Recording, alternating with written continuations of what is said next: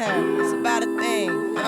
Yeah. Feel real good. Wave your hands in the air and lick 2 shots in the atmosphere.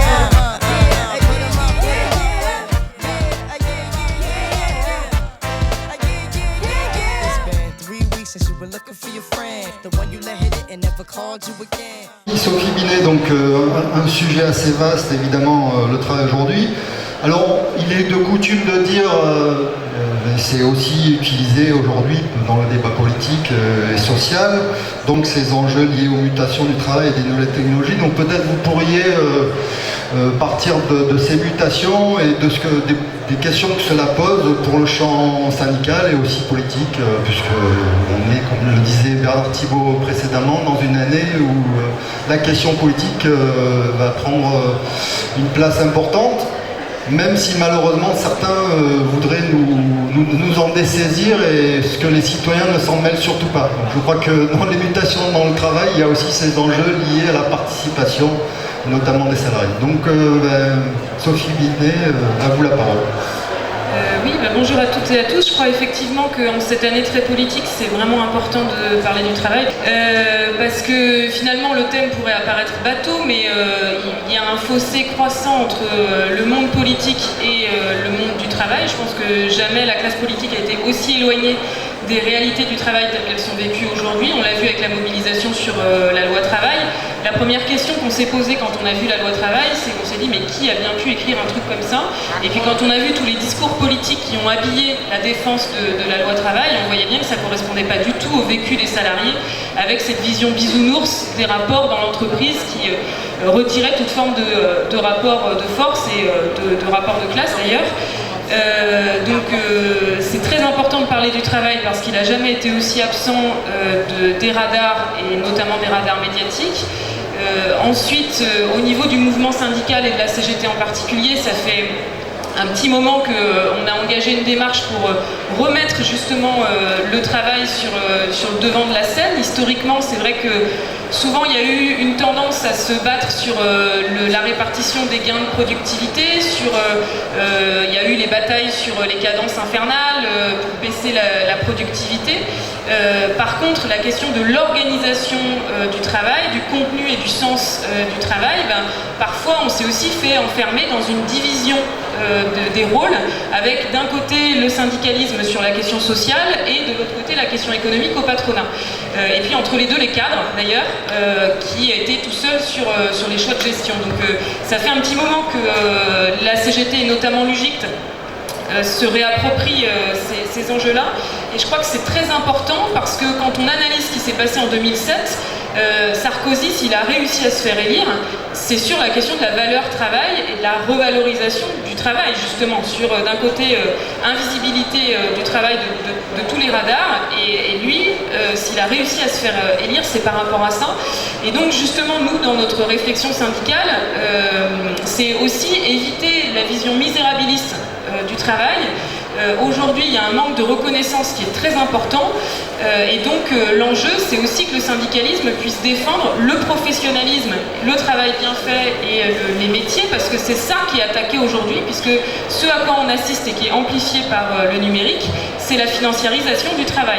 Avec, nous à l'UGICT, on parle de Wall Street Management, le management par les coûts, où finalement toute forme de travail doit rentrer dans des objectifs chiffrés, quantifiés, etc. Au-delà de l'éthique professionnelle, du sens et du contenu du travail. Alors ce Wall Street Management, il prend des formes différentes en fonction des métiers d'exécution ou des ingénieurs cadres et techniciens. Pour les métiers d'exécution, la taylorisation du travail, elle n'est pas nouvelle, avec toute l'aliénation qui avait déjà été théorisée par Marx. Par contre, la nouveauté, depuis, on va dire, une bonne dizaine d'années, c'est l'explosion de la communauté de travail, avec la sous-traitance, la diversité des statuts, les délocalisations, etc., qui fait qu'aujourd'hui, les ouvriers employés, qui représentent pourtant encore 53% des salariés, ont disparu des radars, puisque les ouvriers employés ne sont plus dans les grandes entreprises, mais plutôt dans les petites, que la place d'ailleurs des ouvriers en France a baissé en termes quantitatifs avec l'élévation du niveau de qualification, et que le travail et ces lieux de travail se sont complètement morcelés. Donc une disparition et puis des radars médiatiques. Et puis aujourd'hui, quand on financiarise le travail et ce Wall Street Management, quand il s'attaque au sens et au contenu du travail, il s'attaque à la capacité de bien faire son travail et donc à la fierté du travail bien fait et en termes de souffrance, ce que ça génère et de reconnaissance sociale dans la société, c'est très profond et c'est des nouvelles réflexions qu'il faut avoir. Et puis du côté ingénieur, cadre, technicien, on est dans une situation différente parce que là on est plus sur du travail choisi. Et ce travail choisi, nous on parle de taylorisation du travail intellectuel parce que ce qui s'est passé pour le travail ouvrier est un peu en train de se produire pour le travail qualifié et le travail intellectuel. Les open space sont un peu l'illustration de ça en termes d'aliénation. Avec une remise en cause de l'autonomie sur le contenu du travail et donc sur le numérique. Nous, ça fait un petit moment qu'on s'intéresse à la question du numérique et aux transformations qu'elle induit. Le numérique, les transformations, elles dépendront de ce qu'on en fait et des rapports de force tels qu'ils pèseront. D'un côté, le numérique peut se traduire par plus d'autonomie dans le travail, plus de travail collectif, plus de transversalité, etc. Sauf qu'aujourd'hui, dans le concret et dans le quotidien, ça ne se traduit pas du tout comme ça. Ça se traduit pour les ouvriers employés par des nouvelles formes de contrôle avec, vous avez entendu parler du voice speaking à Amazon, par exemple, où c'est la machine qui commande l'homme avec des nouvelles formes d'aliénation. Nouvelles formes de contrôle sur les métiers tertiaires, les employés par exemple avec les aides à domicile qui sont soumises à de nouvelles taylorisations des tâches où on doit pointer toutes les 5 minutes pour dire j'ai fait telle tâche, j'ai fait telle autre. Et puis pour les catégories ingénieurs, cadres, techniciens, on est sur un basculement d'une obligation de moyens à une obligation de résultat où il y a une responsabilité qui est de plus en plus importante sans les moyens pour effectuer cette responsabilité. Vous savez que dans le lien de subordination et dans le contrat de travail, ce qui est fondamental, c'est que le salarié, il a juste une obligation de moyens. Il n'a pas l'obligation de résultats, notamment en matière de temps de travail, et on a ce basculement pour le travail qualifié. Donc peut-être un panorama rapide. Après, je pense que c'est bien aussi d'échanger sur les perspectives et de ne pas être sur ce panorama déprimant. Peut-être vous parliez précédemment de quelques mots peut-être pour le lier à ce que nous avons vécu les mois précédents, donc l'année écoulée. Donc on disait le travail aujourd'hui donc à la simultation. Donc il y a une réponse qui a été préparée, concoctée dans certains cénacles et qui a abouti à la présentation de la loi travail avec la façon dont elle a été amenée et imposée, passage en force. Donc l'enjeu sur la loi travail, selon vous, selon votre organisation syndicale en tout cas, mais aussi, donc je le dis parce que c'était l'invitation initiale, nous avions aussi sollicité l'UGICT et donc Marie-Josée Kotlicki avait accepté, le secrétaire général. Malheureusement pour des raisons de santé, je crois, ne peut pas être là avec nous aujourd'hui. Je crois qu'elle a aussi commis un ouvrage, donc comme point de vue. Donc je reviens sur, j'ai fait une petite parenthèse, donc nous saluons Marie-Josée, bon, voilà. Et donc la loi travail, donc l'enjeu qu'il y a autour de cette loi, donc concernant le travail, puisque voilà. Et donc aujourd'hui on fait quoi après ce passage en force? Donc c'est rapide et puis je crois qu'après Gérard il enchaînera facilement sur cette question aussi. D'accord, alors à la hache, donc sur le livre, les bouquins de Marie-Josée Kotlicki et de Jean-François Bolzinger qui était secrétaire général adjoint avant moi, donc ils ont fait 2 bouquins pour analyser justement ce Wall Street Management et puis un autre pour ouvrir des perspectives qui s'appelle « Laissez-nous bien travailler » et finalement ce titre correspond vraiment aux aspirations aujourd'hui sur la réappropriation du travail et ensuite sur les perspectives largement sur la question du travail. Un vrai enjeu aujourd'hui, ce qui est inquiétant, c'est qu'on perd complètement le sens du progrès. Il y a eu une question après la Seconde Guerre mondiale sur comment est-ce qu'on utilise les progrès technologiques au service du nationalisme et de la guerre avec la bombe atomique.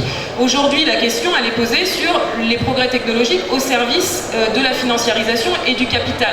Et donc, le travail et cette révolution numérique, la question c'est comment est-ce qu'on s'en empare, nous, pour que ces révolutions technologiques se traduisent par des progrès humains. Et je crois que la question qui s'est posée, et dont a dû vous parler Bernard Thibault tout à l'heure, au lendemain de la Deuxième Guerre mondiale, avec la déclaration de l'ONU, de l'OIT, la déclaration de Philadelphie, le travail n'est pas une marchandise, retrouver un travail réellement humain, il y a un vrai enjeu aujourd'hui de réhumaniser le travail, de s'interroger sur c'est quoi le travail humain, c'est quoi la place de la machine, pour retrouver la maîtrise de notre travail, du sens et de son contenu. Donc je pense qu'il y a vraiment matière à travailler là-dessus. Et puis ensuite, 3 axes. Le premier axe, c'est la question des qualifications, parce qu'on a une élévation très importante du niveau de qualification de la population et que le MEDEF et le patronat refusent de payer, et donc un déclassement massif, notamment par les jeunes. Donc il y a une bataille très importante sur cette question-là. Deuxième question, la question démocratique, qui a été posée d'ailleurs dans la mobilisation sur la loi travail, parce que c'était d'abord à l'origine une question de dignité, de c'est quoi les pouvoirs du patron, c'est quoi les pouvoirs des salariés. Donc comment est-ce qu'on retrouve du pouvoir aussi en retrouvant la maîtrise du sens et du contenu de notre travail. Et puis la troisième question justement, c'est retrouver la maîtrise du sens et de la finalité de notre travail pour pouvoir faire primer les enjeux sociaux et environnementaux et se réapproprier les choses par le bas, parce qu'aujourd'hui on est tous confrontés à une impasse démocratique. Le fait de reprendre le pouvoir sur notre travail, c'est pour ça qu'on porte par exemple la question du droit de refus, d'alerte et d'alternative quand on est en désaccord avec les directives qu'on nous demande d'effectuer, notamment pour les cadres, c'est la question des lanceurs d'alerte. Et ben ça c'est un enjeu démocratique extrêmement important, et on a vu que les grains de sable avaient une puissance très forte dans le système. Il y a des débats tout à l'heure, je crois qu'Antoine Deltour est là aujourd'hui par exemple de l'affaire LuxLeaks. Eh bien il y a un enjeu d'en faire une question collective et de ne pas laisser des individus tout seuls avec cette responsabilité-là. Merci Sophie donc pour cette première ce premier tour d'horizon. Et donc oui, donc une impasse démocratique qui traverse le travail, j'imagine que Gérard Filoche, vous partagez ce diagnostic, et en même temps, que faire? Mais il n'y a pas de démocratie dans le travail, ça n'existe pas. Tous les salariés sont subordonnés. Dans l'entreprise, il n'y a pas de citoyenneté, il n'y a pas d'égalité, il n'y a pas de liberté. Ce qui caractérise un contrat de travail, c'est un lien de subordination juridique. Dans l'entreprise, c'est l'employeur qui décide la naissance du contrat, la gestion du contrat, la rupture du contrat. Et toute la bataille du salariat depuis un siècle, c'est d'essayer de gagner des droits et de vendre correctement notre force de travail. On a que notre force de travail à vendre, nous on veut la vendre plus cher, ils veulent l'acheter moins cher. C'est la lutte de classe quotidienne dans les entreprises, et aujourd'hui, ce qu'a fait la loi El Khomri, c'est de donner des points au patronat pour qu'il puisse acheter moins cher la force de travail. En gros, tout se résume à ça, avec quand même certaines caractéristiques. C'est que la loi El Khomri est la pire loi réactionnaire faite contre le droit du travail depuis un siècle qu'il existe. Parce que tout est dans l'article 1, on cite souvent l'article 2. Mais l'article 1, il dit en gros que les droits des salariés sont soumis au bon fonctionnement des entreprises. Or, la naissance du Code du travail, c'était de faire que le bon fonctionnement des entreprises soit soumis au respect des droits des salariés. La bataille du Code du travail, c'est la bataille pour que les droits des femmes et de l'homme au travail l'emportent dans l'entreprise et ne soient pas subordonnés aux exigences de compétitivité, de productivité, de flexibilité, que les patrons ont naturellement. Donc, quand dans l'article 1, on renverse l'histoire du Code du travail, 100 ans d'histoire du travail sont balayés dans l'article 1, philosophiquement, juridiquement, historiquement et pratiquement. Et après, il décortique tout ce qui peut casser l'ordre public social, tout ce qui peut casser l'état de droit dans l'entreprise, et ils avancent pour qu'on puisse négocier au cas par cas, entreprise par entreprise, le coût du travail et la durée du travail. Ça, c'est je dis toujours, pour illustrer la loi El Khomri, moi j'étais inspecteur du travail 30 ans. J'ai dû visiter 9 ou 10 000 entreprises. Tout corps plongé dans les entreprises reçoit une poussée égale au volume d'exploitation constaté. Et dans mon secteur, je pense toujours, pour l'application de la loi El Khomri, il y a 3 entreprises la même branche, l'habillement. Il y en a une à les rues Saint-Martin, 45 salariés. L'autre allait rue Mellet, elle a 35 salariés. La troisième, rue Notre-Dame de Nazareth, pour ceux qui connaissent bien le cœur de Paris, elle a 15 salariés. Celle de la rue Saint-Martin, c'est facile. Il y a 40 femmes qui travaillent, elles sont en 4 rangées de 10, et la contremaîtresse est sur l'estrade pour pas qu'elle parle de la journée pendant qu'elle bosse. Il faut lever le doigt pour aller faire pipi. Dans cette boîte, après la loi El Khomri, donc depuis le 9 août 2016, le patron, là, à la rentrée, va montrer sur l'estrade, il va dire, écoutez, on ne peut plus payer les heures supplémentaires 25%. Je vous propose de les payer 10%. Il y a quelqu'un qui est contre? Aucune des filles ne va bouger. Parce que ça, c'est la réalité de la subordination. Il n'y a pas de délégué du personnel, il n'y a pas de syndicat. Elles vont calculer dans leur tête parce qu'elles tiennent à leurs heures supplémentaires. Ce que ça change, qu'elles soient de 25 à 10%. Combien il va falloir qu'elles en fassent en plus pour survivre, mais ils ne vont rien dire. Les heures vont passer de 25 à 10%. Dans la deuxième boîte, le patron, 135 salariés, il a plus d'empathie. Il va dire au moins non, je les laisse à 25%. J'ai fonctionné comme ça jusqu'à présent. Nous s'entend bien dans la boîte, évidemment, ils ne gagnent pas beaucoup. Je ne vais pas leur enlever les 15% quand ils font des heures sup. Je reste à 25. Mais c'est le banquier qui va arriver. Et puis il dit, mais monsieur l'employeur, il y a quelque chose qui ne va pas. Vous avez un découvert à la fin du trimestre.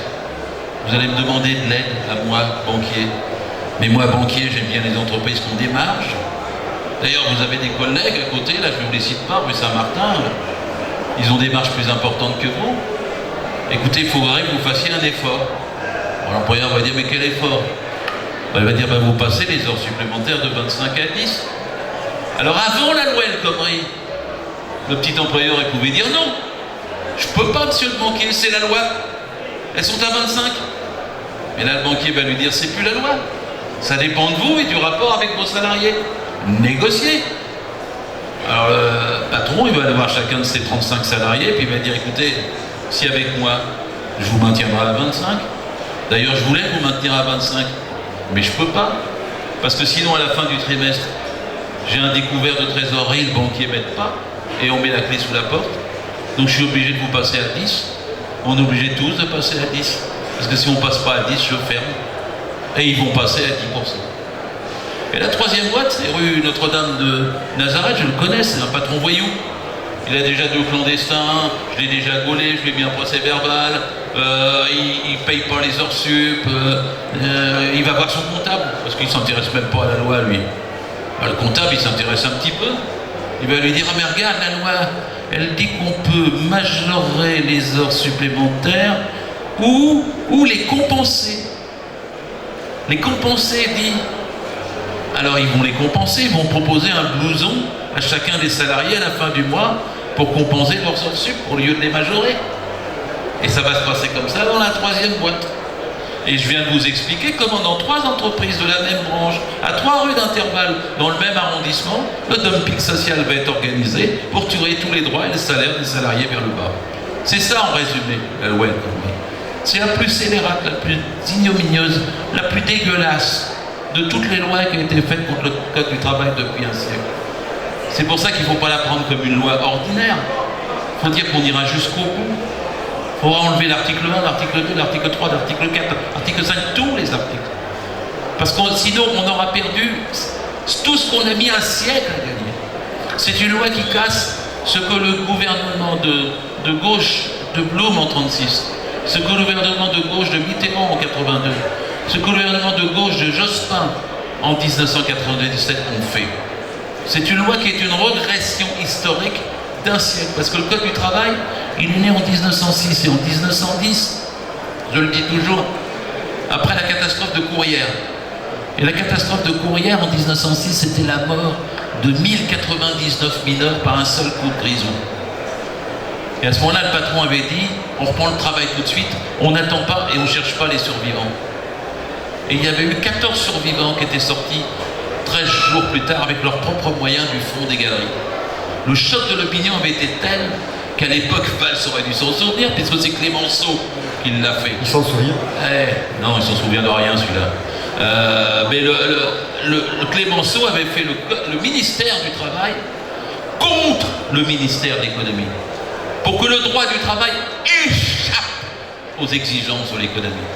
Nous ne sommes pas en train, et nous ne voulons pas négocier un droit qui sacrifie des droits de l'homme et de la femme au travail. Ils sont supérieurs aux intérêts des entreprises. C'est ça l'origine de la Déclaration universelle des droits de l'homme, de l'esprit de Philadelphie et de la naissance du Code du travail. C'est ce que nous avons à défendre. Le deuxième point juste, le salariat, à mon avis, n'a jamais été aussi fort qu'aujourd'hui numériquement. Ne vous laissez pas baratiner par tous ceux qui vous disent il y a 1000 formes de travail, les précaires, blablabla. 93% des actifs sont salariés. Le salariat est une force en marche. Ils ne nous ubériseront pas. Ils ne nous réaliseront pas.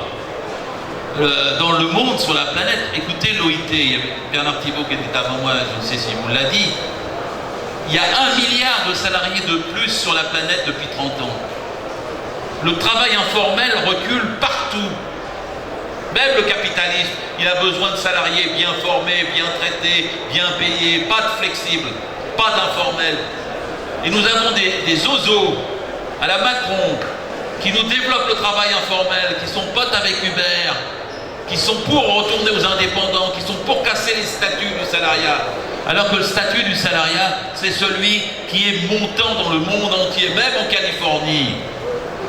Et là, nous avons des réactions et des réactionnaires, paradoxalement, qui tentent de nous faire reculer plus loin que ce que nous avions avancé. Or, pourtant, le salariat est fort et le CDI aussi. Le CDI, c'est 85% des contrats. Ne nous laissons pas abuser par le fait que 85% des jeunes sont embauchés en CDD, parce que c'est en flux, mais en stock. C'est le CDI qui domine. Et même le CDI, il s'allonge. Ne croyez pas qu'on fait 3, 4, 5 métiers dans sa vie. Aujourd'hui, le CDI est passé en moyenne de 9 ans et demi à 11 ans et demi. Parce que les entreprises ont besoin de personnel stable, bien formé, bien payé, polyvalent pour fonctionner. La flexibilité, c'est l'ennemi de l'emploi, c'est l'ennemi de la compétitivité. Ça n'est qu'un instrument de chantage pour que les CDI ne demandent pas du salaire et ne demandent pas de réduire la durée du travail. Et la lutte, alors le dernier mot, tout dernier mot.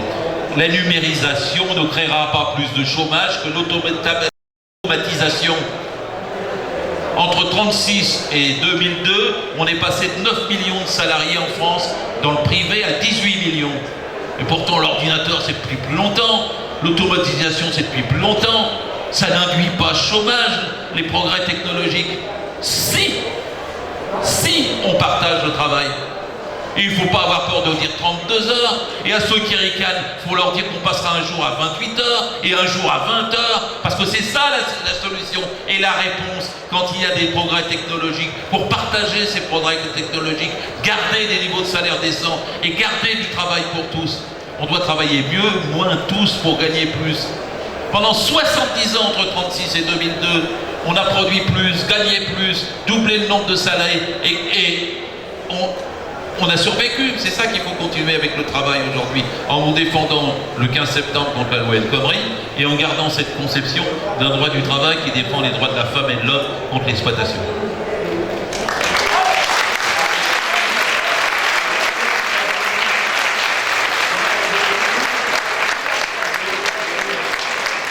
Donc merci à nos deux invités. Peut-être que dans la salle, il y a une ou deux questions qui permettraient d'aller plus loin.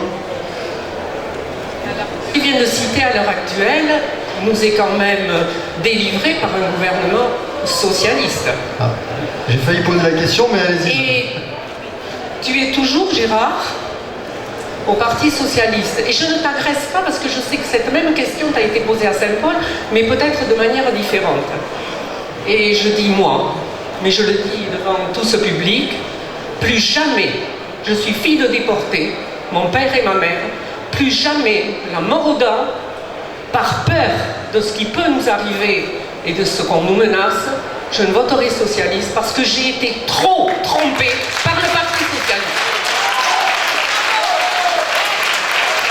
Une interpellation directe. Bon ben Gérard, je pense que tu peux pas échapper. J'étais pas venu pour ça, mais j'ai pas de souci. Rien de grand dans ce pays ne s'est fait sans l'unité de toute la gauche. Rien, jamais. Nous n'aurions pas eu les 40 heures, nous n'aurions pas eu les 39 heures, nous n'aurions pas eu les 35 heures si nous n'étions pas ensemble. Rien, jamais, nous ne gagnerons sans être ensemble. Et je t'invite, moi, je ne vais pas te faire ma carrière.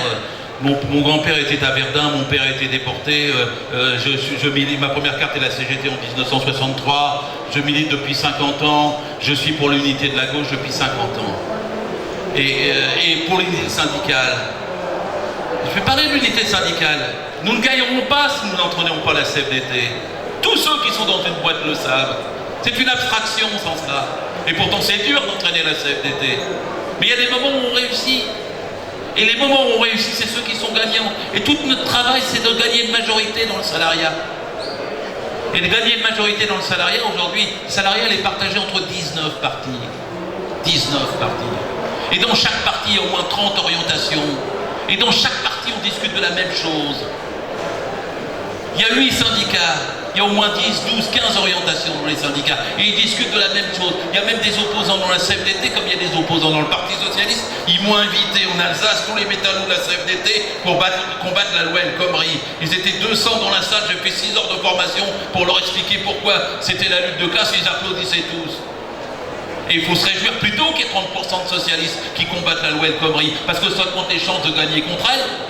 Si on ne gagne pas une majorité, la dernière fois, le Parti Socialiste est bien en baisse, et je ne ménage pas mon coup. Moi, je dis que Hollande est perdu, perdant. Je fais tout pour qu'il ne soit pas candidat. Je fais tout pour qu'on ait un candidat unique de la gauche.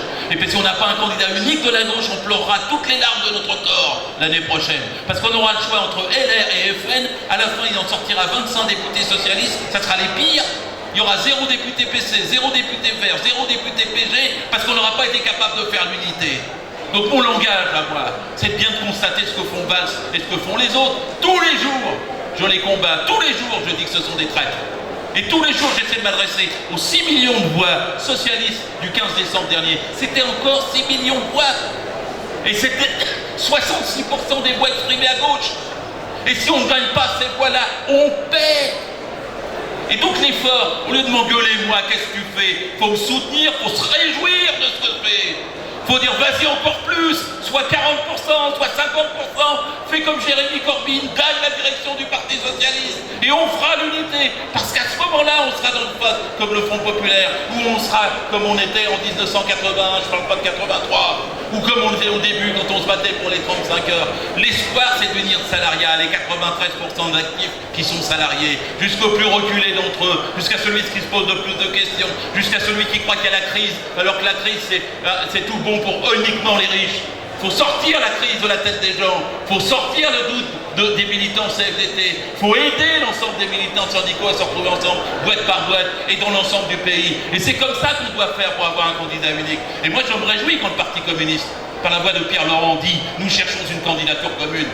Je me réjouis quand il dit « Nous allons essayer de la bâtir ». C'est pour ça que je vais tout à l'heure en courant au CN, parce que je retrouve tous les autres candidats pour essayer de voir comment on pourrait arriver à un candidat unique, comment on pourrait s'en sortir, et quel est le moyen pour y arriver. Même si on va tous mettre 1 euro pour voter pour toi, ils le font d'avance, ils remplissent les listes d'avance. Ils veulent te retarder un peu. On va retarder un peu, mais avec plaisir. Avec plaisir, merci des questions et merci de me donner l'occasion d'y répondre en profitant que vous m'ayez invité. D'abord moi je ne sais pas tous les détails des débats de tous les autres partis, ni du Parti communiste. Hein. J'apprends à les connaître aussi, bien sûr. Mais dans le Parti socialiste, je peux vous dire la réalité actuelle. Il y a un bureau national, il fait 58 membres. Ceux qui sont avec moi, on est 16. Les Aubry sont 16. Ça fait déjà 32 sur 58. Les Valsis sont 5. Valls et sa bande que tu qualifies de Strauss-Kahn, mais c'est plus compliqué que ça, tu fais la différence. Il n'en reste pas beaucoup. Si le camp El Khomri vient au bureau national, sur 35 ans d'intervention, on a 33 contre elle. C'est-à-dire qu'en vérité, le Parti Socialiste n'a rien décidé, ni la loi El Khomri, ni autre chose. Il est totalement explosé idéologiquement aujourd'hui. Idéologiquement, totalement. On est dans la 5e République. Tous décident en haut avec le pouvoir personnel. Qui lui-même décide pour le gouvernement, qui lui-même mate le groupe parlementaire en le terrorisant par tous les moyens pour qu'il obéisse. On est dans ce schéma-là. Les militants à la base, tu peux discuter avec tous les militants de la base du Parti Socialiste. Ils ne sont pas pour la loi El Khomri. Si elle avait été soumise au vote, elle aurait été battue à un plat de couture. Quel est le fond? Quel est le fond de l'enjeu après? Quel est le fond? C'est la bataille pour discuter cet appareil. Moi, je veux l'amener. Je ne veux pas la laisser à Valls et à Combadélis. Je veux essayer de tenter. Si j'échoue, j'échouerai, mais c'est la bataille actuelle. Je veux essayer de tenter ce qu'un Jérémy Corbyn fait en Grande-Bretagne. Parce qu'il y a eu Tony Blair avant Jérémy Corbyn. Et Tony Blair, c'était du Valls à quelque chose près. Je fais raccourci, hein, ou du Schroeder, si vous voulez. Et le gars qui s'appelle Corbyn, il est arrivé, il avait 40 ans de parti, il nous disait que ses chemises n'étaient pas propres, qu'il ne portait pas de cravate, qu'il était pour les Palestiniens et contre la City. Et il a gagné. Il a gagné chez les parlementaires dans un premier temps, chez les élus et chez les syndicalistes. Le Labour Party est passé de 100 000 membres à 600 000 membres. Et la bataille est en train de faire rage jusqu'au 24 septembre prochain, parce que le groupe parlementaire du Labour, façon Blair, se soulève contre lui. Mais en Grande-Bretagne, vous n'avez qu'à regarder, il y a des meetings par centaines de milliers pour soutenir Corbyn. La bataille pour décider du sort du Parti Socialiste, elle n'est pas derrière nous, elle est devant nous. La bataille pour décider de ce qui va arriver et ce qui sera transformé par Valls, etc., de façon définitive en un parti de droite, elle est devant nous, elle n'est pas menée. Et ceux qui disent c'est un astre mort, vous savez, les astres morts, ils font de la lumière des millions d'années après. Et la question, les partis ne meurent pas tant qu'ils ne sont pas remplacés. Et un parti qui a encore 6 millions de voix, le 5 décembre dernier, sûrement qu'il en perd. Mais un parti qui a encore ça, on ne peut pas gagner sans gagner ses électeurs, ses adhérents et les relais syndicaux qu'il a, tels la CFDT. C'est pour ça que moi je suis pour dégager Hollande. Et Hollande était presque sur le point de se barrer. Et puis là il y a un défi personnel avec l'histoire de Macron, ça compte dans les choix des bons hommes, dans le pouvoir personnel. Et ce qui fait qu'il est peut-être encore pas là. Moi je vous le dis, je sais que je suis impopulaire quand je vais vous le dire. Je vous le dis que si ce bonhomme était obligé de passer dans une primaire, il serait battu par des millions de gens et qu'on réglerait le problème d'Hollande. On l'écarterait, il ne pourrait même pas se présenter. Tandis que s'il se présente, il va voir, bon allez, 10, 11, 12, 13, je m'en fous. Je ne voterai pas pour lui. D'accord ? 11, 12, 13%. Mélenchon aura combien? 11, 12, 13, 14%. Il y a des gens qui disent qu'il va être devant. Mais on s'en fout qu'il soit devant. Parce qu'on aura perdu tous. Parce qu'on sera au choix LR et FN. Et le lendemain, ça sera oublié. Les programmes seront dans les placards. Et vous n'aurez plus, à partir de juin, de députés. Vous n'aurez plus de représentation. Et vous n'aurez plus la possibilité de vous battre dans des conditions correctes. Alors ne regardez pas aveuglément le premier tour, regardez le deuxième et dans la 5e République, ces conséquences mécaniques. Je sais qu'il y en a qui s'abolent en disant on va s'en sortir aux législatives. Mais aux législatives c'est mécanique. Si vous avez LR et FN au deuxième tour, c'est la gauche dégage, pire qu'en 1993. Et c'est pour ça que ça joue maintenant l'unité. Maintenant l'unité. Si vous me trouvez sympathique, j'en suis heureux, parce que ça veut dire que quelque part l'unité peut marcher. Et si elle marche dans ce cas-là, eh ben alors on aura un candidat unique. Et le candidat unique, moi je ne veux pas qu'il nous fasse des frimes et tout ça. Un candidat comme l'Uruguayen, vous voyez, le gars qui était dans sa ferme, il s'appelait Pepe Mujica, mais il avait quand même gagné les élections en Uruguay. Le candidat unique, quand on a besoin, c'est un gars comme ça ou une fille comme ça. Et le candidat unique, il faut qu'il fasse l'accord, et y compris des Verts, bien sûr. Je suis allé chez mes amis Verts. Qu'est-ce qu'ils disent, les Verts? Ils disent il faut qu'on se mette d'accord pour avoir un candidat. Très bien, c'est leur droit, ils vont choisir. Mais après le candidat des Verts, il va avoir combien? 2, 3, 4, 5, 6%. Puis je le dis à Montebourg, qui en ce moment défend en plus les baisses d'impôts, je ne suis pas d'accord avec lui, qui défend la participation au lieu de l'augmentation des salaires, je ne suis pas d'accord avec lui, qui défend des bêtises pour les PME, je ne suis pas d'accord avec lui. Mais je lui dis, passe aussi par des primaires, quoi. On verra bien qu'est-ce qu'ils jugent sur le fond, quels sont les meilleurs candidats pour défendre une orientation unitaire. Et s'il y a des primaires, s'il y a un autre moyen que les primaires, j'abandonne cette idée. Dites-moi l'autre moyen. Parce qu'on va se mettre tous autour d'une table, on va être 12. On va être 12. Et alors après, 12, bah ici on en sort. La droite, elle est partie de 12, elle va arriver à 1. Et nous, on est parti de quoi? De 1, on va arriver à 12. Alors il y en a qui me disent, oh mais il y a déjà un candidat installé. Mais le candidat installé tout seul, il fera perdre parce que vous aurez un autre candidat installé qui s'appellera Hollande, et après on sera tous battus. C'est ça le fond du sujet. Et je suis pour travailler, je n'ai pas dit de concerter. On pourra travailler pour avoir un candidat, ça se joue dans les 15 jours, 3 semaines, 1 mois, 2 mois. Tu pourrais nous donner un peu qui pourrait mener la bataille aujourd'hui après le 49-3? Ce qui est très important, c'est qu'on sait que les rapports de force politique se construisent sur des rapports de force sociaux. Et donc attention, bien sûr qu'il y a un enjeu et que c'est important qu'on s'inquiète toutes et tous pour 2017, mais 2017 se construit sur la base des rapports sociaux et des rapports de force sociaux, et notamment de ce qui se passera dans la rue le 15 septembre. La mobilisation du 15 septembre est très importante. L'enjeu sur la loi travail, c'est d'empêcher qu'elle ne s'applique. Alors bien sûr que maintenant qu'elle est votée, c'est une nouvelle phase de la mobilisation qui commence, mais je crois que quand on est syndicaliste, et d'ailleurs l'histoire sociale le montre, on perd des batailles, mais on ne perd pas la guerre. Cette bataille, d'ailleurs, on ne l'a pas perdue parce qu'on était moins fort, on l'a perdue simplement parce que le président de la République dispose de la 5e République, qui est totalement antidémocratique, et dispose de la possibilité de faire passer en force n'importe quel texte contre sa majorité, contre la majorité de l'opinion, contre la majorité des organisations syndicales. Donc nous n'avons pas perdu. Hollande, au contraire, s'est définitivement décrédibilisé. Le Parti Socialiste aussi, la preuve de le débat qu'on a eu tout à l'heure. Donc contrairement à ce que pensent Hollande et consorts, la question de la loi travail, de toute manière, elle restera forte. Nous n'avons pas une mémoire de poisson rouge, les salariés s'en souviendront et il y a des choses qui ne seront pas pardonnées. Donc ça, c'est la première chose. On perd des batailles, on ne perd pas la guerre. Pourquoi on ne perd pas la guerre? Parce que quand on est syndicaliste, quand on perd par la porte, on peut toujours repasser par la fenêtre. Quand la fenêtre est fermée, on casse le carreau. Enfin, c'est pas parce que effectivement la loi est votée aujourd'hui qu'on ne peut pas, soit idéalement en obtenir son abrogation grâce à une mobilisation sociale très forte. Je rappelle que cette loi, pour rentrer en application, elle a besoin de plus de 127 décrets d'application, que des décrets, ça se prend pas comme ça parce qu'il n'y a pas de 49.3 en matière sociale et il y a des consultations qu'il faut respecter, etc. Donc de toutes les manières, la loi ne rentrera pas en application avant les présidentielles, donc c'est aussi d'ailleurs un enjeu des présidentielles. Nous réfléchissons aussi à des recours juridiques au niveau de l'OIT et de l'ONU. J'imagine que Bernard Thibault en a parlé tout à l'heure, mais la loi travail contrevient à un certain nombre de conventions de l'OIT que la France a pourtant ratifiées.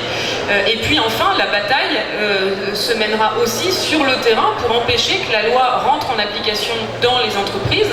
Et donc on a des stratégies syndicales et des stratégies de mobilisation des salariés à construire pour créer de la solidarité et empêcher le dumping et la mise en opposition des salariés entre les uns et les autres. Et puis la dernière chose que je voulais dire, c'est que ça c'est très important, on se mobilise quand on a confiance et quand on sait que la mobilisation elle sert à quelque chose et qu'elle permet de gagner. Cette mobilisation et ces 4 mois de mobilisation qui ont été magnifiques pendant tout le printemps, ils ont permis déjà de modifier, de forcer le gouvernement et le patronat à reculer sur une partie du contenu de la loi travail, d'arracher des avancées dans de nombreuses entreprises. Je ne sais pas si vous avez vu... les journaux étaient très contents d'annoncer qu'il y avait une augmentation des salaires pour 2016 pour comme ça désamorcer la contestation sur les salaires. Bon, ces augmentations, bon, déjà il faut regarder dans le détail, on voit que c'est les primes individuelles et pas les augmentations générales, mais les augmentations générales qu'il y a eu, pourquoi est-ce que l'année est légèrement meilleure? C'est grâce à la mobilisation, parce que par exemple à Rouen où la mobilisation a été très forte, les salariés d'une clinique privée ont obtenu 1 350 € d'augmentation annuelle de salaire. Pour ceux qui connaissent les cliniques privées, vous savez que c'est très dur avec un patronat très réactionnaire, et donc là il y avait un rapport de force extrêmement important. Le travail du dimanche par exemple, on a réussi à ce qu'au niveau de la branche grande distribution, le travail du dimanche soit enterré, parce qu'ils ont vu, au vu de la mobilisation des salariés, notamment de Carrefour Market, que c'était pas la peine de sortir ces dispositions-là.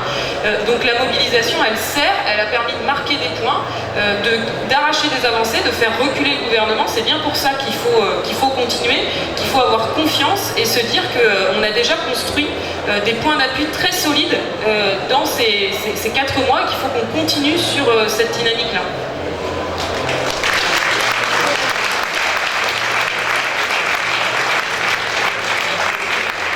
Merci Sophie Binet. Donc la lutte continue et donc elle n'est pas perdue, voire même on a des acquis et on a des points d'appui depuis le printemps dernier. Donc c'est important de le noter dans la période politique qui s'ouvre.